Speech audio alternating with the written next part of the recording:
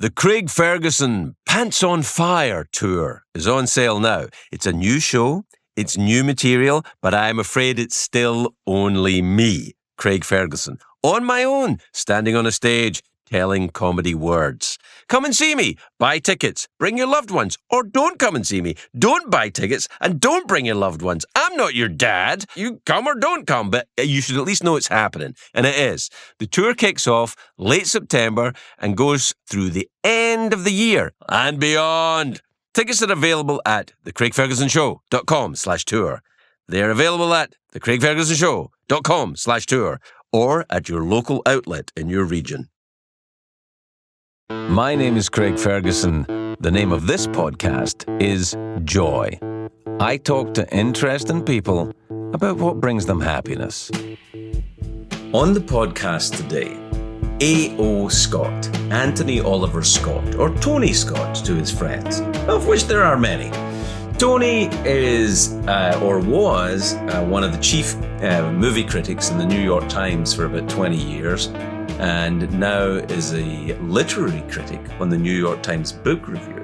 He's very clever, or New York Times Review of Books, I think it is, actually.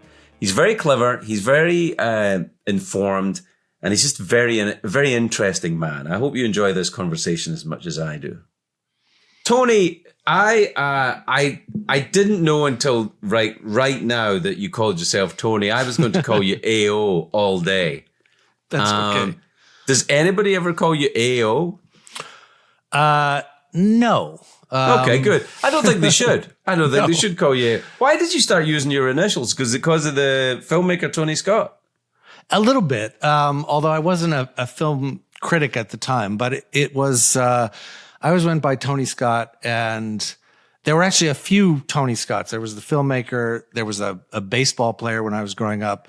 There's a jazz saxophonist. So the world seemed to be full of Tony Scotts. And A.O., the initials had been used in my family. My great-grandfather was also A.O., and he had a company in the little town in Ohio where my grandfather and father grew up that was called A.O Scott and Sons. And when I was a kid, this was the family business, and they were like, I had little pencils that said A.O Scott on them and like little stationery. So it was, I had some association with it. It didn't just come out of nowhere. So I thought that'd be an interesting tribute to the ancestors. Well, I think it's delightful. Now, until last year, you were the chief film critic of the New York Times, right? Yes, I was. I was a chief film critic. Manola Dargis was the other one. We did it together. So you were, but here's the thing though. I before we started this, I thought, I wonder what kind of reviews A.O. Scott gave any movie I was in. So I looked up. You know what? You gave me good reviews. I did. For a couple of movies that I did back in the day, you gave me a good review for a movie called Saving Grace, which I had written and I was in, and you were very nice about it. I think very fair about it. Okay.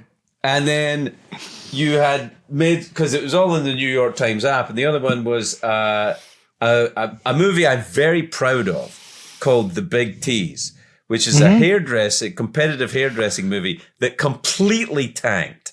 Yeah. But it was and is, I think, a fabulous film that is sadly no one's ever seen. Except you. But you probably can't remember it because you've seen so many.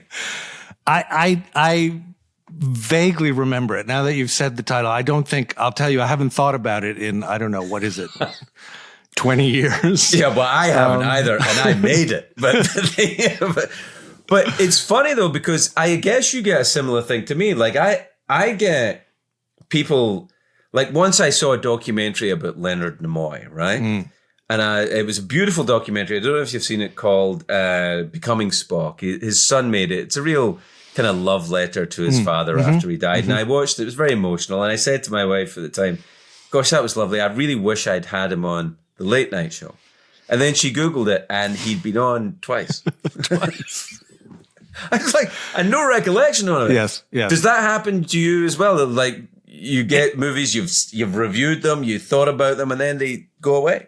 It happens all the time. People will say, I saw this movie, the other night, and they'll say the title, and I'll be like, oh, that sounds interesting. I've never seen it. And they were like, well, yeah, because you're quoted on the DVD box. I read it because you reviewed it, and it's very kind of humbling in a way, because you put this work into this thing. You think hard about it, and I always try to do my best and not phone it in, and take the movie seriously and think about it. But just the human brain and the passage of time, and you just kind of lose it. But it's very interesting, though. You and I, my friend, we are dinosaurs. We are the last of a generation our memories will not be digitized. From now on, it's true. My children, your children, their children, everybody will have a digital record of nearly everything they did and where they were. And I think that's kind of sad, because you lose, although, I mean, in one way it's good, I guess, because you can remember a lot more, but in a way it's sad because I think memory does play some lovely tricks. It helps you deal with stuff. It's a very clever thing. It does. And forgetting is part of it. Forgetting and then, remembering what you've forgotten. So I have, have all these books on my shelves, and I pick them up sometimes, and I find, I find things I wrote in them, notes I made, and I don't remember, Yeah. But it does come back. The thing is, it can reawaken in your brain. And I think there is something lost if the idea is just that there is a digital record that says, this is everything you've read. This is everything you've watched. This is how long. I mean, now, you go to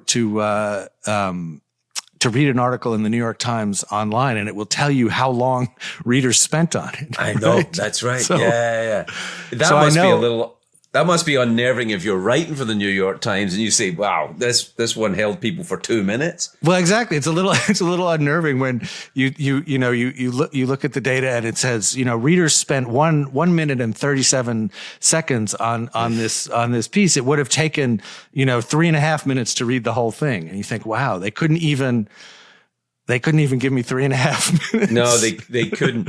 I wonder, is that connected to your departure from film criticism and moving into, because you're in the review of books now, aren't you? Yeah. It was a few things. I had started out as a book critic before I went into movies. So in some ways it was something that I had always thought I would get back to. I thought when I was hired to be a film critic, I thought, well, this would be an interesting thing to do for a while, but really, this is a sideline, and I'm really a literary critic. And then that lasted 25 years, and so I wanted to get back to that while there was still time in my productive years, and also to get just sort of off of the treadmill of the weekly review. I mean, the thing about being a film critic is that there's just, it's kind of relentless. So you're seeing 5 or 6 movies a week. You're reviewing 2 or 3 of them, week in and week out, year in, year out. And at a certain point, you kind of feel like I felt like I was starting to run out of ideas and of moves, and does it rob you of the love of the genre itself? Does it demystify it to an extent where you can't connect to it in the same way? I think it does by repetition, because you've seen the same thing. Like there are so many movies movies belong to different genres and styles and schools, and in a way it's not their fault that they have so much in common, that they're so, that they follow certain formulas and patterns. But when you've seen hundreds that are sort of doing this, whether it's art films or commercial movies or whatever, when you think to yourself, oh yeah, I know this one, I've seen this one before, that in a way that is a disservice to the individual movie you're looking at, because most viewers don't see it that way. They're seeing this movie, and they're not thinking of sort of the hundreds more like it. But I also thought, that one thing that I always worried about, and always thought about, and as I would kind of read other critics would think about, is that I would always worry about getting to a point where I would be mostly looking backwards, where I would think, oh, they don't make them like they used to, or the great movies have all been made, and not being receptive to what was new and what was interesting and what was happening in the present. And I always thought, if I felt like I was getting there, that would be the time to stop, because did you get there? Not quite. I stopped before I got there. It's weird because I haven't made a bunch of independent films when I was, I don't know, in my 30s, early 40s. Before I started in late night, I did a lot of that. And that was how a lot of how I earned my living. And I loved it. But I look at film now, because it was my life when I was making them. I look at film now, and I think it's harder and harder to find in the film business a kind of the idea that films are art, that they are worthy of academic examination in the form of the kind of criticism you do. It's not. I don't see. Maybe I'm not looking, but is it still there?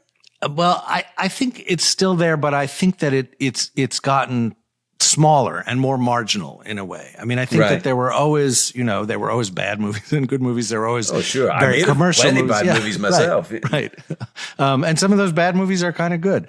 But I do feel like, and I don't know, if it's because of streaming or because of other changes in the business or other kind of generational shifts, but I do find something similar that you have to look much harder, and that the movies that are ambitious in that way, or creative in that way, or artistic in that way, are being made at a smaller and smaller scale and for a smaller and smaller audience. So it's a little bit sometimes I feel like I think it's economics in America particularly.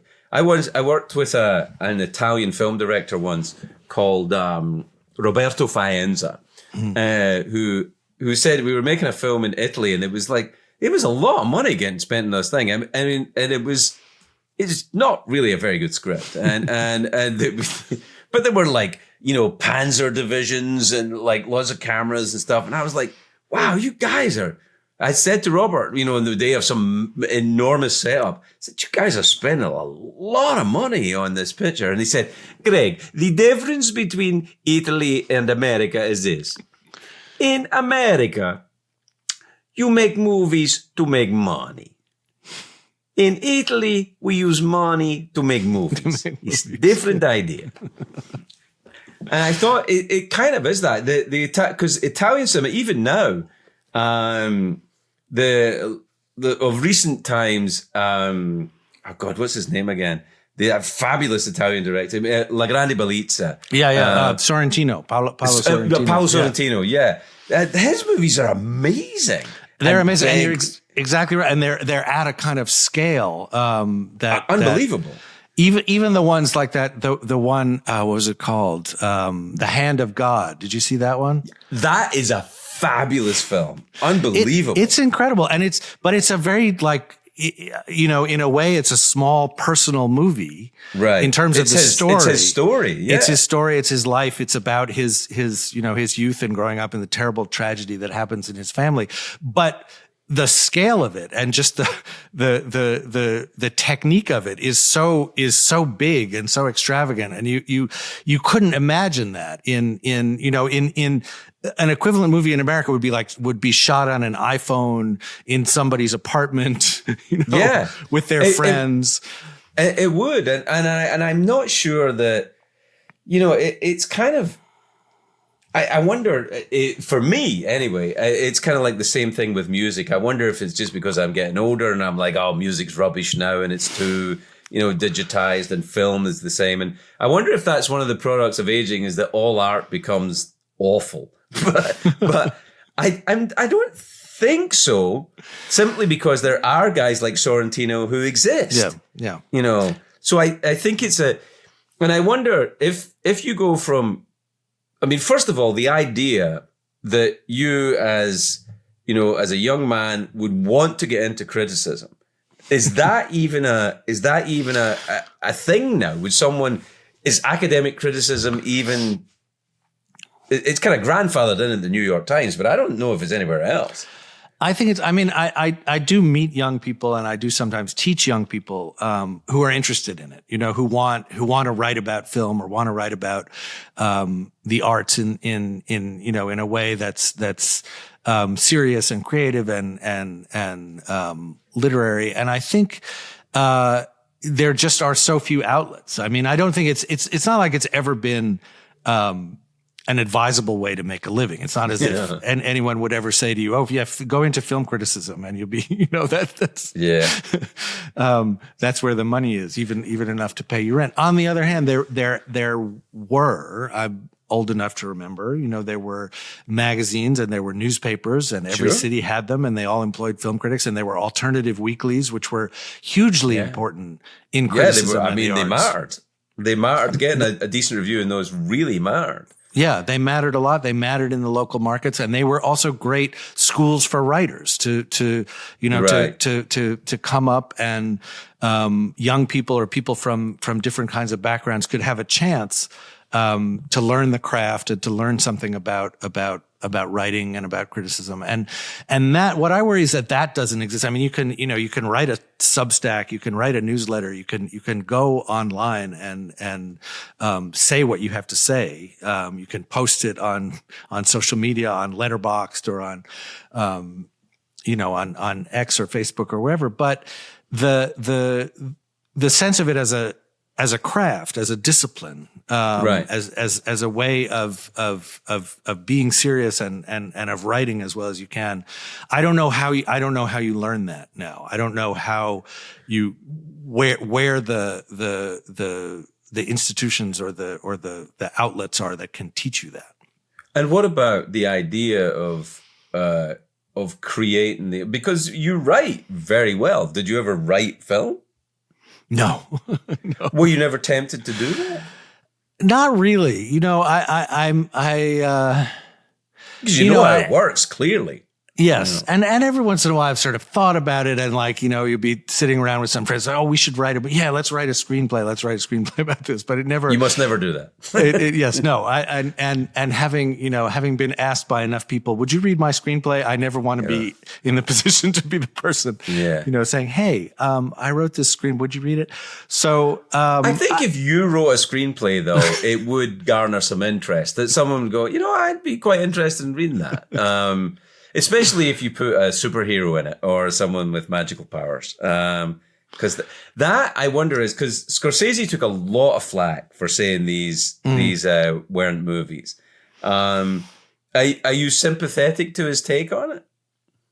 I am, actually. I mean, I spent a lot of time as one has to, you know, thinking about and writing about and trying to figure out what to do with, as a critic, these the superhero movies and the franchise movies, and how, in a way, to give them to take them seriously and give them a benefit of the doubt, and not prejudge them, because you never want to be a snob and say, well, you know, I hate all of these kinds of movies. But I do think that they imposed a lot of limitations on the creativity of the people who were making them, just simply partly by virtue of being franchised, of being, you know, here's a pre-existing intellectual property. You have to tell the story a certain way according to certain conventions and procedures.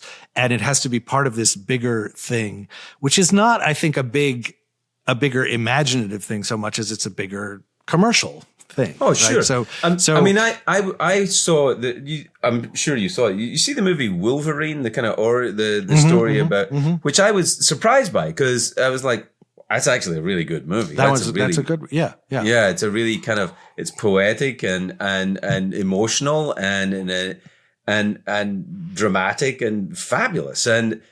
But I've watched a lot of the other ones because I have young kids or they were young at a certain point. And some of these movies are just dreadful, and they're dreadful because they're a franchise. I think that's what it is. Well, I think that's right, because they just exist in a way to get you to the next one, to keep the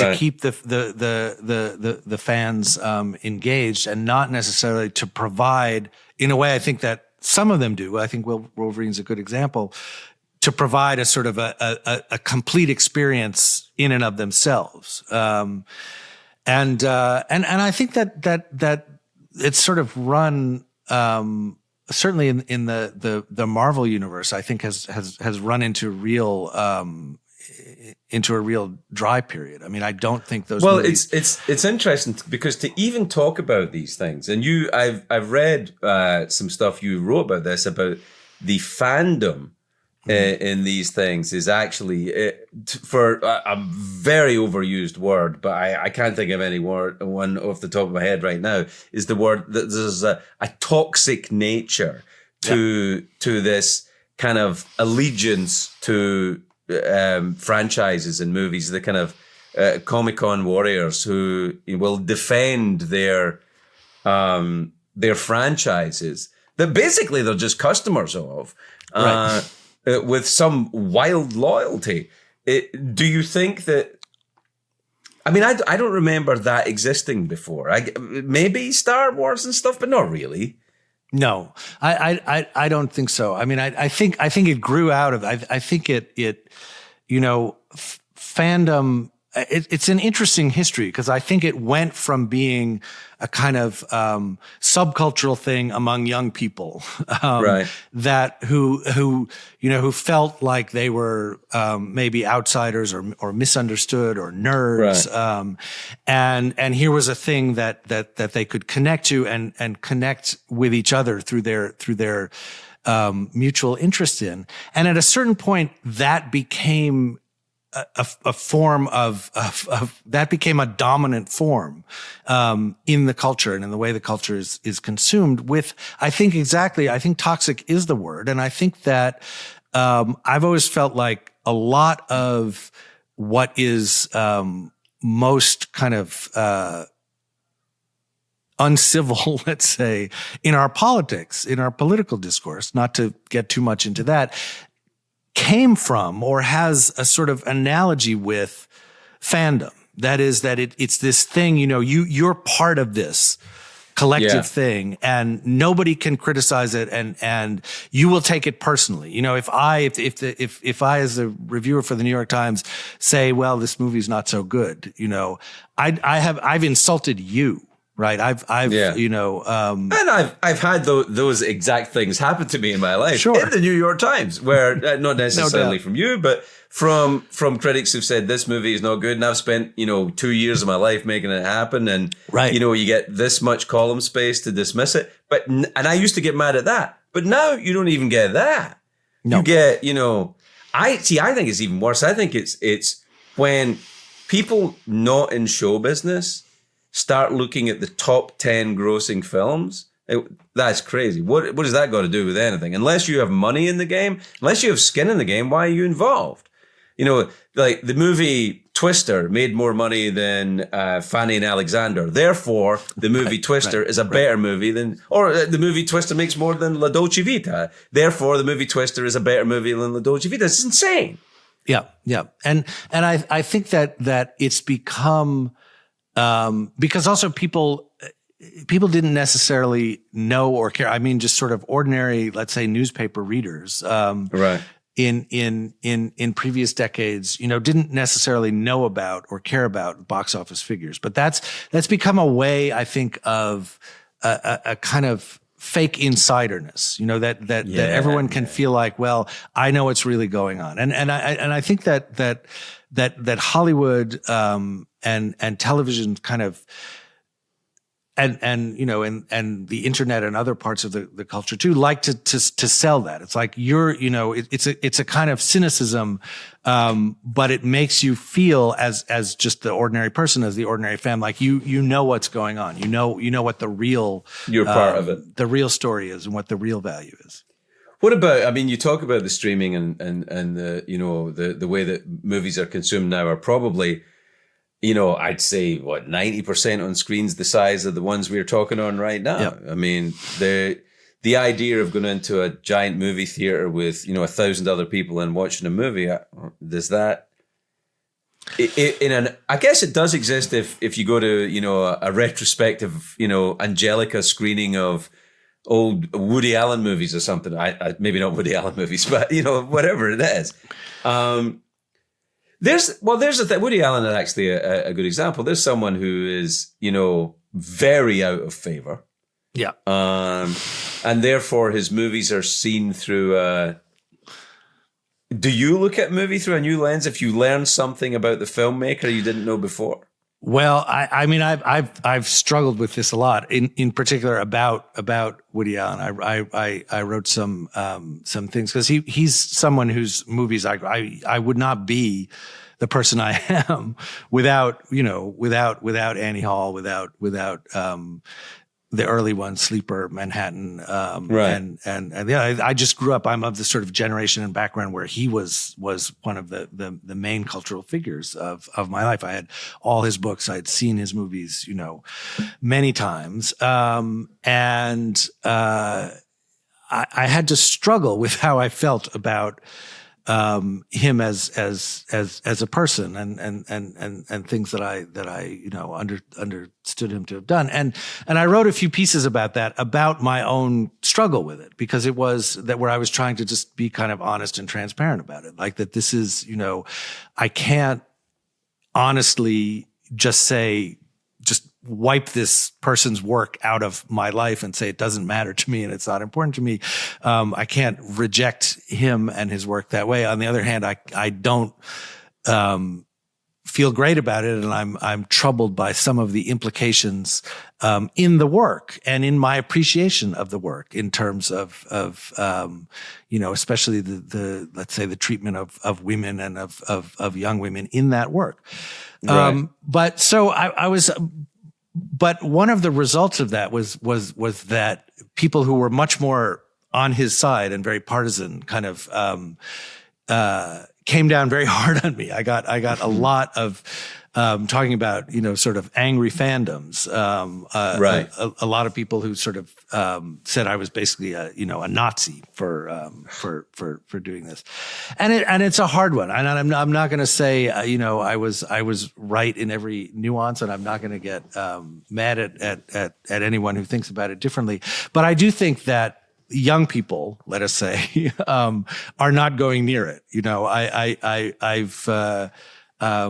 I've taught a lot of film students over the last 10 years, and I would ask, like, how many Woody Allen movies have you seen? And they just hadn't. It just like they weren't going near, which I think is a loss. And I think also. It has a kind of thing about it because, it's the separating the art from the artist. I mean, yeah.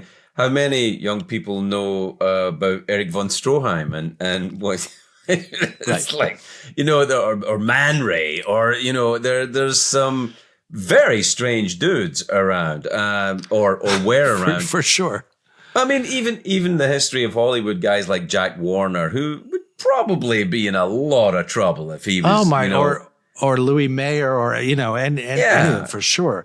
And, I mean, but that's as I believe a character in a Woody Allen movie once said. Comedy is tragedy plus time, right. And the passage of time does have something to do with it. And so I do think that in 20 or 30 or however many years, if we're still around and watching things that aren't just fed to us by AI and algorithms, people will find those movies again, well, I think that's true. I think it's like history. Neil Ferguson says that history doesn't begin until 100 years after the event. Right. Until that point, it's just, cause once everybody's dead, then you can start to get a sense of perspective on things. And I've always felt that about movies and literature too. And it's one of the interesting things about being a critic and writing just at the moment when something is brand new. Right. In a way, that's the worst time to try to understand what it is. I mean, people aren't going to understand what it is until, or people are going to, critics included, are going to misunderstand it or get it wrong as likely as not in the moment. And then subsequent generations will figure out what it is and why it matters and what value it has. At least, I really hope that happens to my competitive hairdressing movie that stiffed in the year 2000. It will. I'm confident, you know, and they'll dig out the review and say, but you see, one person understood. Well, somebody understood. But it's an interesting thing because I want to take you from the years as the film criticism in the New York Times to going or returning to literary criticism. Yeah. And I'm kind of fascinated by it because I'm not trying to, you know, climb on your, you know, hanging your coattails, but I wrote my first book after making a movie which I wrote and directed and starred in, and it's garbage. I don't like it. And I still don't understand why I don't like it. Some other people like it, but I don't like it. And it wasn't what I set out to make. And so I started writing a book because I didn't have to talk to anyone. I didn't have to deal with anyone. I just had to write a story which was something that I would do. And I wonder if there's a similar connection to leaving film criticism behind and going to literary criticism. Like, the way I mean it is that people who read books participate, right? People who watch movies, you know, Top Gun is a movie. It's a great movie. I love that movie. You know, I also love La Grande Bellezza and The Hand of God. They're very, very different things. But it's easy for me to watch them. I turn it on and they're right there. With a book, you have to get involved, and therefore you're more invested. And therefore, I think what I'm trying to say is that people who read books may be more inclined to discourse rather than fandom. Is that true or not? I think it's true. I mean, my feeling about being a film critic is that there have been, you know, throughout the history of movies, most of the people who went to movies had no use for criticism, you know, didn't read the reviews. Right. And that was just, you know, I could complain about that or feel ignored or heard about it, but it was just true. And it's just, you know, you go to the movies, you don't necessarily need anyone, to help you out. And you don't necessarily want, someone to analyze it for you afterwards. Some people do. Some people always have a minority of the audience always has, you know, been more curious, more inclined to want to talk about it, to want to argue about it, to want to think about it. And critics write for that sector of the audience. And in movies, which is one of the reasons that movie critics are always a little bit out of touch with the mass audience. So, you know, there's always the thing that someone will do, someone on a podcast or on a broadcast or somewhere will say, you know, oh, see, this movie had made $100 million at the box office, but it got, you know, Rotten Tomatoes, it was a 54 and it was rotten. What's wrong with these critics? They don't understand these movies, but it's just a different way of experiencing it and of thinking about it. And it's something else that you want from it. And the people who read critics are the people who are interested in that. I think you're right that people who read books are more likely. I don't have any statistics about this or any data, but it seems intuitively that people who read books are perhaps more interested in criticism, partly because of the kind of commitment that reading a book is, and that it's a kind of experience that you might want to keep going with or keep engaging with. I mean, I was really yeah. No. I'm interested because I think that, you know, the book is always better than the movie. I can't think of any time, perhaps maybe To Kill a Mockingbird, they kind of get it even, but to my mind, the book is always better than the movie. People say The Godfather. The Godfather, maybe. Yeah, you know, you're right. You know, I never read The Godfather. It's not that good. It's not that good a book. Not that good. No. Which is why I think it could be a great movie, because it's it's not a terrible book, but it's a sort of a trashy, pulpy book that, you know, Coppola made into something transcendent. That's beyond what the book was actually doing. But that's it's a pretty good movie. I will agree. The interesting thing, Coppola's a fascinating subject actually, because I remember once talking to Quentin Tarantino on the old late night show, And he was telling me a story about how he'll make 10 movies and he's going to stop, and that's no more than 10. And he'll be lucky if he gets, that done and feel like he's done it. And I think he's done very well. But I'm a big fan. But but Coppola made, Apocalypse Now. The Godfather. And you see this with a lot of great directors and then it starts to kind of creak a little bit. It almost feels heretical to say anything negative about Francis Ford Coppola because of his, the back work. But he's made some real stinkers. Because he's such a sort of a sympathetic and heroic and semi-tragic figure. I interviewed him once a long, long time ago, and he was just such a wonderful person to talk to because he just has all kinds of stories and wisdom and very kind of warm. But it's true. And it's interesting, because I think it happens in some other art forms too. Like he made, the 2 Godfather movies, and he made The Conversation.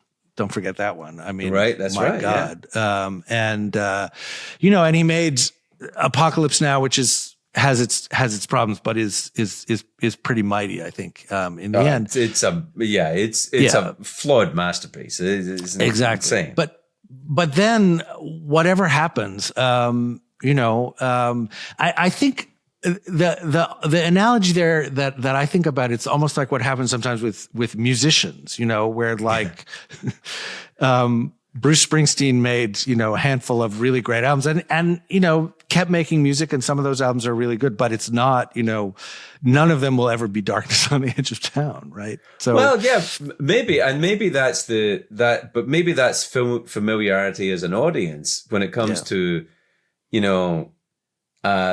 particularly with musicians, as you bring it up, just simply because the idea of that Mick Jagger at 80 years old is still singing songs that he wrote when he was 20 years old. Right. Which are the ones that people want to hear. They don't necessarily want to hear the more recent ones.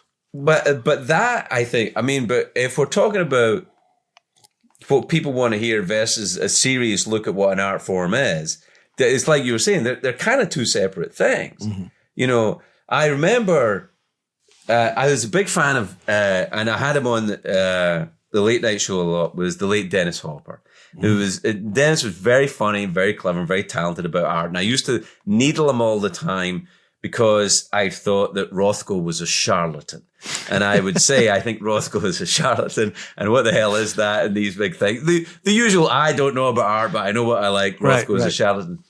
And at one point, he said to me, because I loved it, he said, yes. We've all heard that Rothko is a charlatan thing, Craig, but he's important, so let's move on. And I loved it, but I still don't really understand it. Are there movies that you look at and go, well, that actually is not a movie that I connect with, but I can see why it's important, and it brought us to something else? Oh yeah, I think there are many, and there are films that I don't particularly like or want to see again that I have to acknowledge the importance of, or the just that they matter in some way. I feel that way. This. If I hadn't quit already, this would have get me kicked out of the Film Critics Club. But I feel that way, about a lot of Godard movies. Some of them I quite like. Masculine, Feminine, and Band of Outsiders. But I look at a lot of them and I think, okay, this is important to what film had to become, and this is an important kind of link between the classical Hollywood cinema and European art film, and then kind of American New Wave, movies. But these movies as themselves, I find there's something very kind of cold and a little bullying about his films, and kind of aloof from the experiences of the audience. And so I don't Well, love, I can't say But I that's love interesting. good art, That's it. right? It's a very interesting thing, because these are very esoteric terms. The bullying and and aloof, and I love that, and I think that's the absorbing it the way that even Godard would be flattered by. You know what I mean? Like you're taking it seriously. But what's interesting is whenever. Like it's particularly around young filmmakers, I don't know what it's like now, but I'm sure you've done this. Whenever I was making films, a part of what you do in the publicity things, you have to go and talk to film students about there's Q&As with film students. And there's always a lot of talk about tracking shots and close-ups and the use of wide shots. And I think it's that fake insider thing that's trying to sound smarter than you are about it.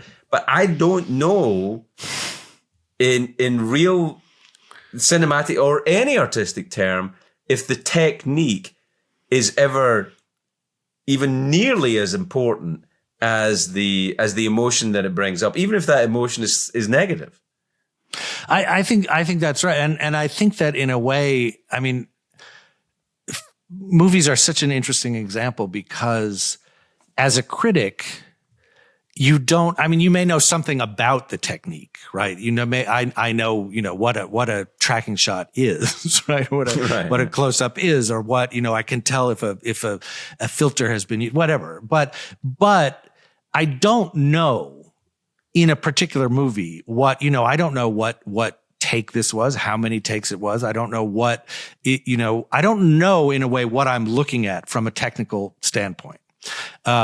As a critic, which is a little different than if I'm writing about a book, even though I wouldn't necessarily know how to write a novel. I know what writing is, right? I know know what the technique that's being put to use there is. But a movie, in a way, when you're thinking about it and when you're responding to it, all you have that you kind of are sure of is the experience that you had watching it, the emotion or the boredom or the enjoyment or the horror, whatever it was. That it was working on you, and you don't necessarily know, and you may never know as a critic what it is that's working, like what made it work that way. I think about this. I can't remember who I was talking about. I was once interviewing a filmmaker who had, I don't remember who it was, but who had done a film with a child actor, a very young child actor, like 6 or 7, younger than child. And I said, there's this scene which is so full of kind of emotion, where these things have happened with the child's parents, and she's absorbing all this feeling. And I was like, how did you get that performance out of this young child? And she said, well, I just said, look up that way. Yeah. And I pointed the camera this way. And then, I mixed in the soundtrack. So so I thought I was looking at what I'm saying is I thought I was looking at a piece of acting. I was not looking at a piece of acting. I was looking at, a way of manipulating, the person on the screen in such a way that I imagined that they were acting. So what I'm saying is you never know. Right. That's a great example of it. It's like you really don't know what's going on. It's what's put together in post that makes it work. It's a fascinating thing, though, that you should. About writing, and but there are so many different ways to go at a book, and also the idea that you can change your mind. Like me reading 1984 when I was at school at 13 years old, I think was the first time that we were given 1984. And then me reading it when I'm 40, and then me reading it when I'm 60. It's a different book. Yep. And I wonder, do you ever review something you've reviewed before? Like, would you ever go back to a book that you reviewed before you became a film critic and review it again? I'm trying to think if that's happened. I mean, I've gone back and written about. I don't know if I've done it sort of in that way, but I've gone back and reread and written about certainly about writers that I wrote about before, and revisited their work. And I would love to do that with movies too. I mean, in a way, just because of the sheer volume and pace of it, it was pretty rare that I got to go back and write again about things that I wrote about as a critic. I wrote about movies that I'd seen before I was a critic. I wrote a piece, one that's very close to my heart, about going to see E.T. with my son when he was, 7 or 8, and they'd re-released it with a friend of his, not having seen it since it came out when I was a teenager. And when I saw it as a teenager, I didn't like it because I was very snotty, cynical kind of, punk rock art cinema. And I was like, what is this? I'm familiar with the condition. Yeah, I know. So, and then of course, watching it again in however old I was, 40, with my kids, I was just like a puddle of tears. I thought this is the most beautiful, moving, sad, wonderful movie I've ever seen. Spielberg said an interesting thing actually it wasn't about E.T., but he said a lot of interesting things, but he said something about Close Encounters, that he said that he had, made the movie before he had children. Right. And that, when Richard Dreyfuss leaves, he said, that would never happen. You wouldn't do that. Once you have kids, go to another planet and see things. Like, no, no. You got to be here with the kids. It's true. But it is an interesting thing about we're talking about the idea that art change. People find art over time. They come back to it and they look at it. But I wonder if that's a personal thing too. And it does change for the book. If I read Gone with the Wind when I'm 20 and I read it when I'm 60, I'm a different character in the book. Mm-hmm. Right. And I wonder if when you write things, because I know I've written stuff, I've made stuff, I've told jokes even that I thought, God, I would never say that now. That's a horrible thing to say. I've done that quite a lot, actually. Yeah. Like this week. But the idea of, is that something like, have you ever looked at a movie review and you go, I got that completely wrong? Oh, often, completely wrong or some percentage wrong. I was too enthusiastic, or I was too critical, or I missed it. And it's part of, I came to think that it's kind of part of the job to be wrong. It was partly because of what I was saying before, that you're looking at this thing when this thing is brand new, and the world might not be ready for it, and you might not be ready for it. And also, you're a person, at whatever point in your life you are. So I think it's generally true of critics when we're young, are much more aggressive, much more hostile, much more and more likely in a way to be offended, to think. I remember thinking this, that I don't think that's just critics though, Tony. No, I don't think it's just. I think everyone. If you look at the kind of the fractious nature of the relationship between older people and younger people like now. I know Socrates, who going on about how the world is going to hell in a handbasket because of the young people, and they're writing things down. It's like, I think it is a bit of a product of age that on each end of it, I think you are a little more aggressive. A person is a little more aggressive and self-righteous when you're young. And I think when you're older, you get a little kind of, well, I don't know, maybe I should lighten up a bit. If you're lucky, if you do it the right way, you should lighten up a little bit. You become more tolerant, a little more philosophical. Because I do remember feeling like, taking it personally, that every bad movie was a sort of, a crime that I had to avenge, right? And how dare. So I think what we've established in the nature of our conversation here today is that older people our age are much cooler than younger people their age, and that is the truth of what we've arrived at.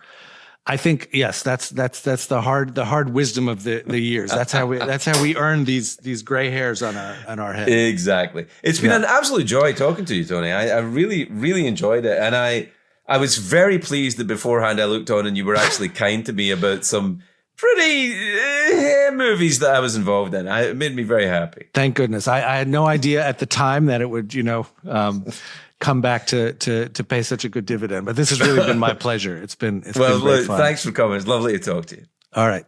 Take care. Bye. Thank you. Bye.